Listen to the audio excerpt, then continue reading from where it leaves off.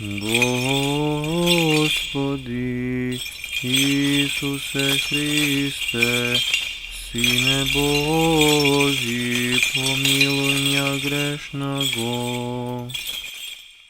U ime Otca i Sina i Svetio Duh.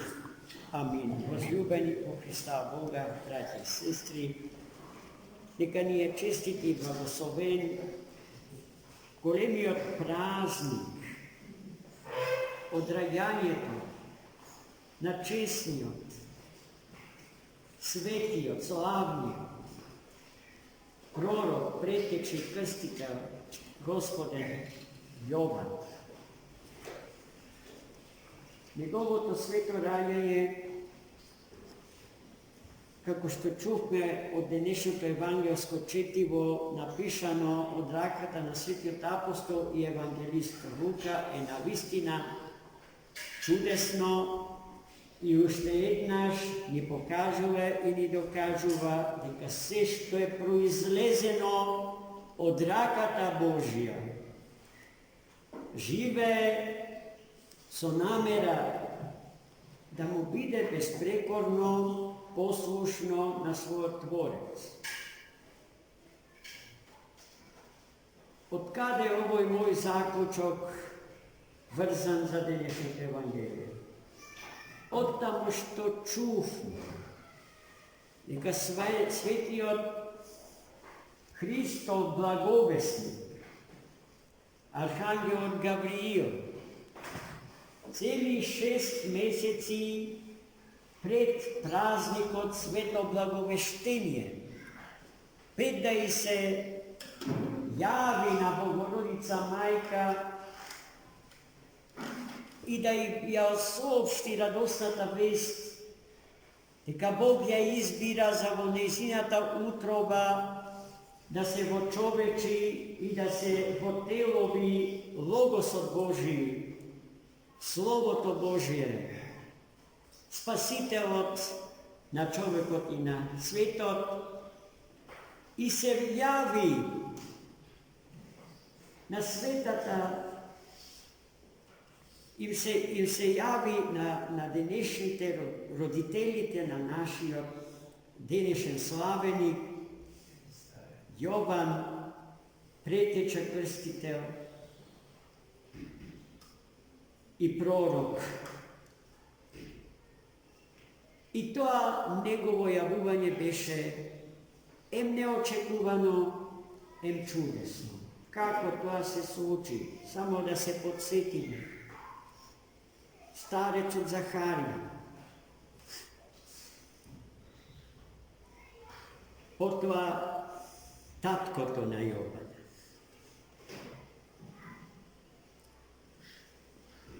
Бил чреден во Ерусалимскиот храм. Во таа година и во тој ден бил определен да ги принесе сенародните жртви во олтарот Божи и да го окади олтарот.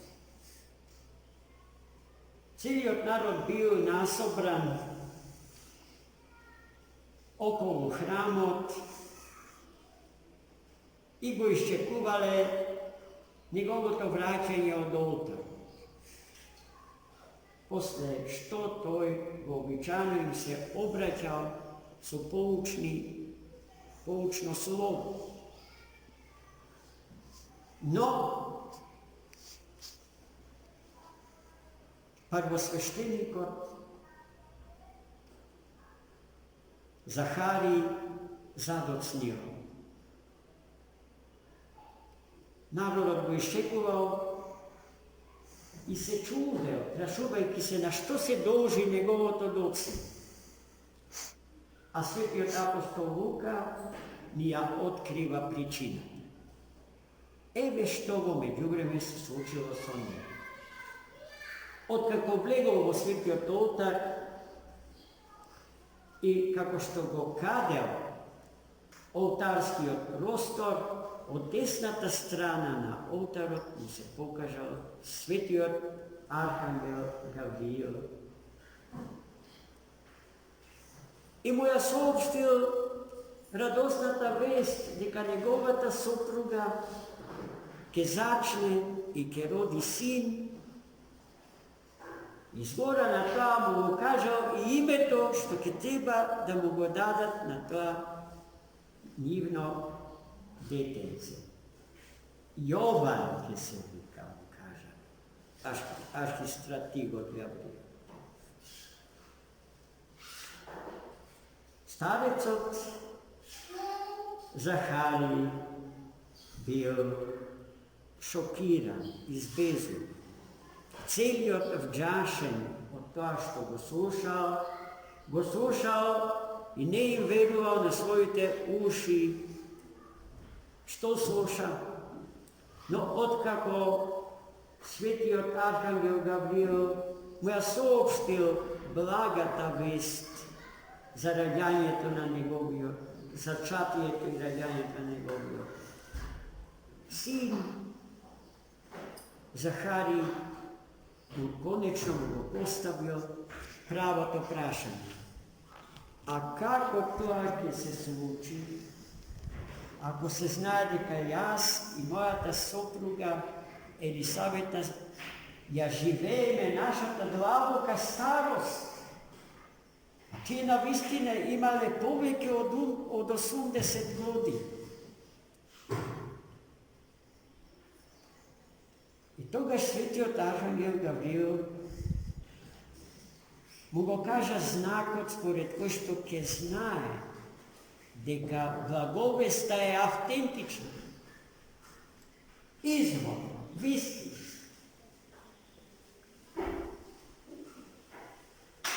Од сега додека не се роди детето ќе одемеш, му кажа архангел. Не ќе можеш да зборуваш.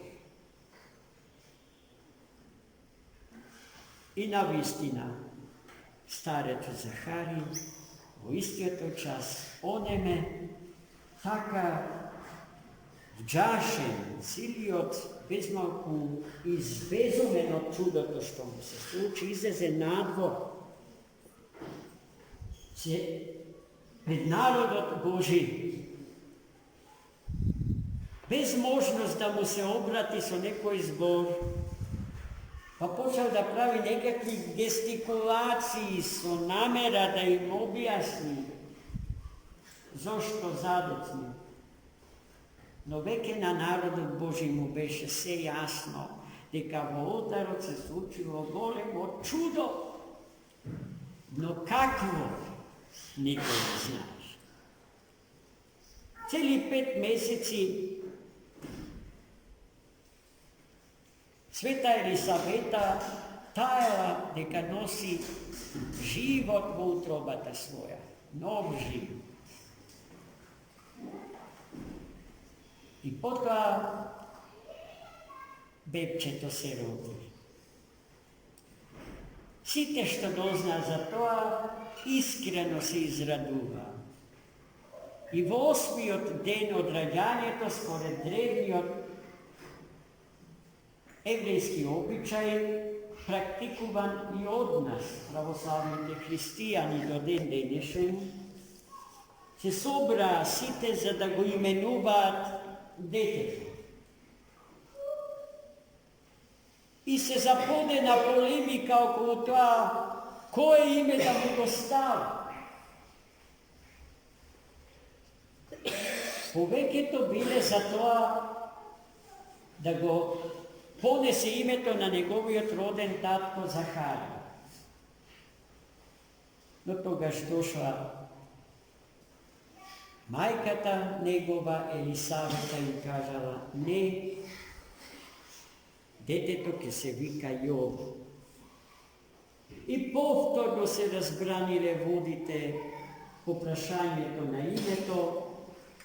Зошто Јован, ако во вашето семејство нема ниту еден човек што се вика така?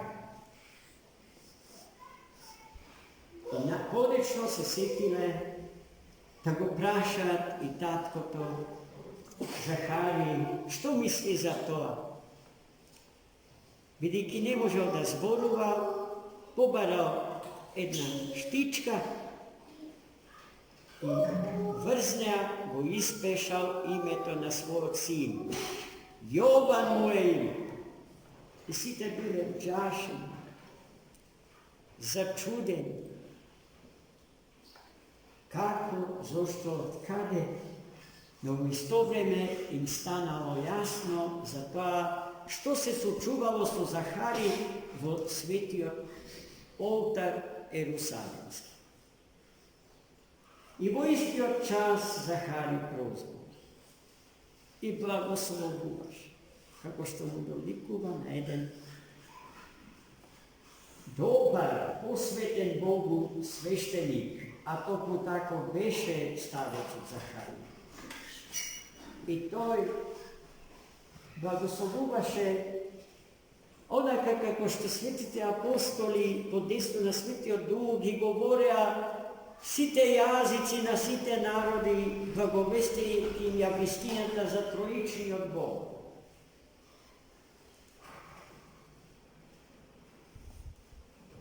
И оттогаш Јован растеше во таа средина, во благочестие, во страх Божи, а потоа кога се случи невидениот колеш на 14.000 дечиња во Витлеем и околу Витлеем, мајката Елисавета, научена од Духот Свет, побегна во пустињата и таму го чуваше и го хранеше својот син. И потоа се упокои, а жртва место Јован стана неговиот татко, кој што беше свирепо убиен во самиот храм Ерусалим. Во пустиња Јован растеше, духом святим чуван и далеко од секоја опасност. Гледајте како Господ секогаш кога има потреба ја бара послушноста на природата од него создадена. И таа безпрекорно го послушува својот Господа. Човечката природа во годините што ги имале биолошката старост на Захари и Елисавета не допушта раѓање на нов живот. Таа природа е стерилна, а нивната таква била и кога биле млади. Но гледајте, сето тоа Господ го сотворил заради нас, да не увери во неговата божествена сила, во неговото живо присуство, во можноста секогаш и за се да интервенира во нашите животи, доколку искрено го побараме тоа од него. Захари и Елисавета биле ревностни во молитвата кон Бога. Имале безпрекорни духовни животи, живееле во совршена чистота. И затоа Господ ги одбрал токму нив да бидат родители на светиот пророк, претече и крстител Христов Јован. И ние да ја имаме таа вера, да не пресуши нашата вера во Господа. Верата во Бога ја подразбира и нашата доверба во Бога. Како што еден богослов на црквата деновиве кажа, всушност, верата и довербата одат рака под рака. Не може да се подредат. Верата да се стави над довербата или пред довербата a do vedbata, podvedata ili zadvedata. Tije dva krupni duhovni fenomeni od molitveni od život na čovjeku će se čuvati istovremeno. Ono što veruvavo Boga, to ima dovervavo Boga. Ako Bog ke ne vide, koga ti vidi deka na toj načinu priodjame, nema nešto što je spasitelno za nas, a da ne ni godan. To ne može da se suči, to morate da znate. I morate ta vera da ja imate.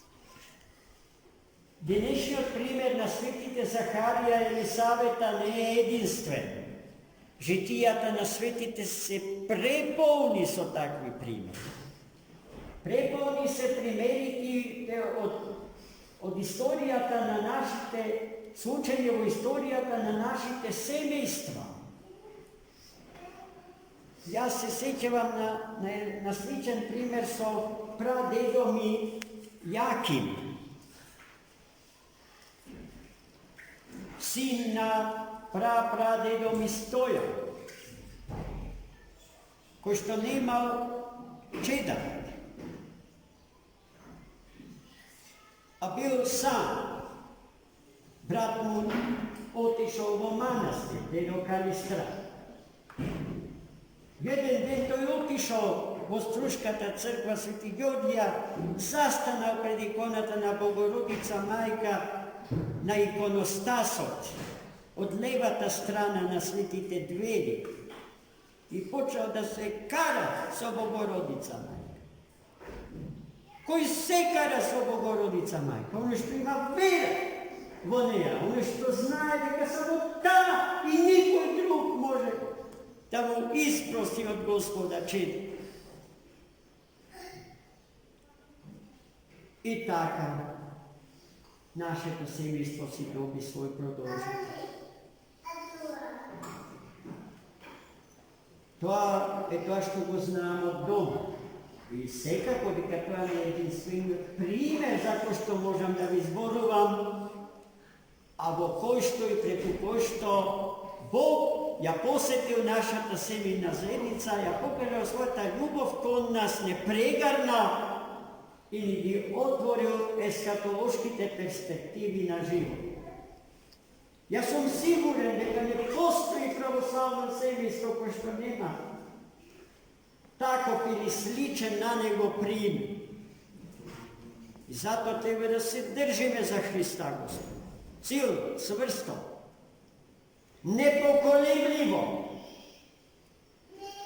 Секогаш кога не става пред изборот помеѓу Христа и светот, се знае што треба да избере. Христос. Оно што го избрал Христа, го избрал и светов како негова творба. Па дури и тогаш кога сме ставени пред изборот помеѓу Христа и себе си, секогаш треба да си го избереме Христа Господа, зашто оној што умира за Христа, умира за вечен живот. Амин.